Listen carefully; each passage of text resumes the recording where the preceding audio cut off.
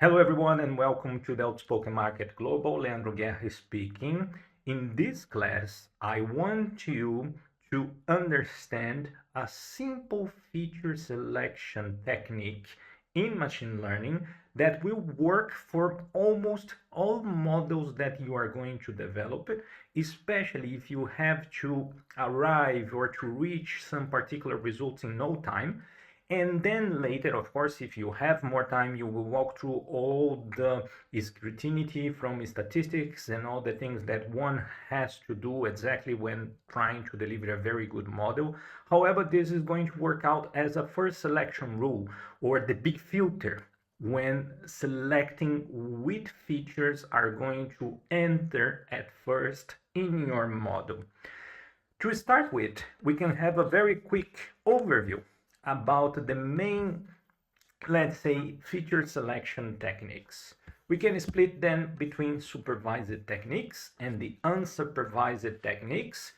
Honestly speaking, I think these guys over here, they are going to be a little bit more complex than the supervised ones because they are a little bit harder to explain in mathematical terms.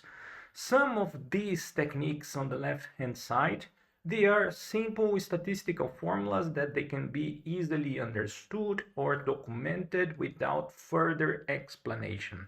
So I will leave these guys for another class in the future.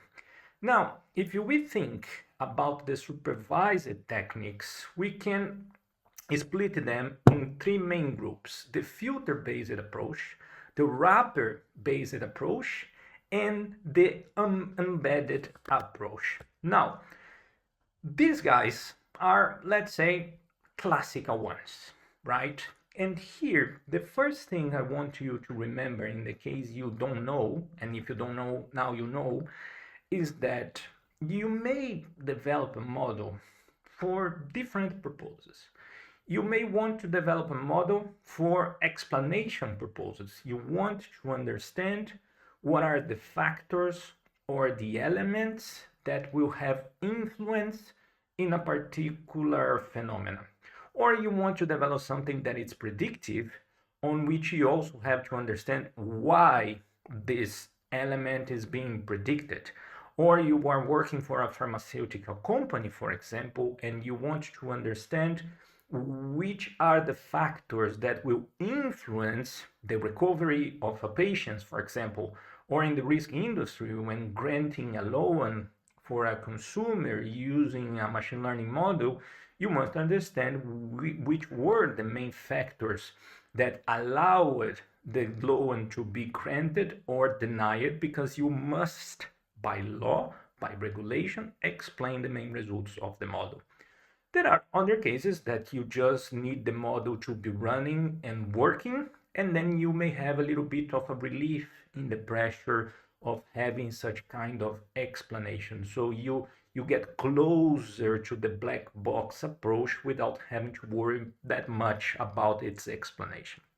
So if you really want to understand something and to explain and have the best of the statistical elements for that, the filter-based approach with these techniques, they're going to work just fine. This same for the wrapper-based approach. And the most common ones are the forward selection and the recursive feature elimination. So in a nutshell, for these wrapper-based approaches, you are going to be, for example, testing one feature against all the others. If you have a gain, you keep that feature in the set, then you add another one. If that addition of a new feature incur in a gain of performance, you will keep that one, and then you repeat that as long as you have yet features to be tested.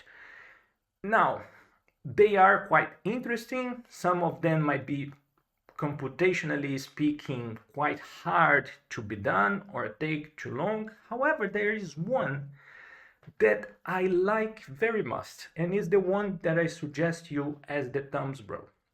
That is the random forest importance. And that works especially if you have a very large set of features. I don't know, 100 features, 200 features, 1,000 features. Imagine that you will have Of course, you can do and you will do some automation to do the filter-based approach or even the wrapper-based approach, but let's say you have so many of them, and you also must explain why you are selecting them, and you don't know where to start or how can you do something quickly to understand if it's worth the time moving forward or to keep developing that model. And here the random forest importance approach kicks in. What you're going to do, you are going to take, and since we are speaking about supervised models as well, you're going to take your training set and develop a quick and dirt random forest with all features without worrying about correlation, about importance, nothing. You just run it. Once you run it, you're going to run the feature importance analysis and select the ones that will correspond for about 80% of your model performance. So you will run a kind of a Pareto in the feature importance and then selecting the features that are going to be the most relevant ones. And then it's really straightforward. So I have here for you a code snippet that I will leave in the QuantLab blog here at om-qs.com. It's free. You can enter or you can take a print screen of this code, whatever you want, but the Python code is going to be there. And as you can see from my example, I mean, of course, here I have an example data set, but here you're going to insert yours. You're going to run the quick and dirty random forest classifier, assuming we have a classification problem, of course, without having to worry about the number of trees that much, about any other hyperparameters of the random forest.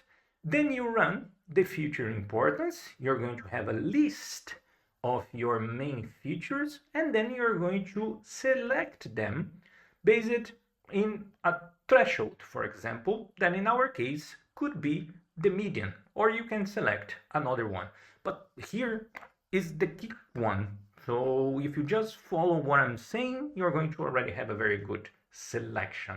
And then you list in the end which are the features. And of course, they're going to be in a variable, so you can quickly take this and let be used by the rest of your code. In Python, running that, so as you can see here on my screen, the very same code. In that same example, from all the features we have included, we will select based in the median approach features 0, 5, 7, 8, and 9. Easily done without having to worry, as I said, among many other things. And then if I have, for example, 100 attributes, and maybe I have 2000 initial data points, and then you run it, you're gonna have the list of features, all of them, and the ones that are going to be selected. That in our case, it's going to be that list over here. So it doesn't matter how many of them you have in your data set, easily you can make that selection and then do not have to worry anymore about the best way of selecting your feature. As I said, it's very important, all of these techniques, they have their place, they have the right moment to be used. I'm just giving you something that is going to be a quick start and eventually will be the only thing that you are going to need.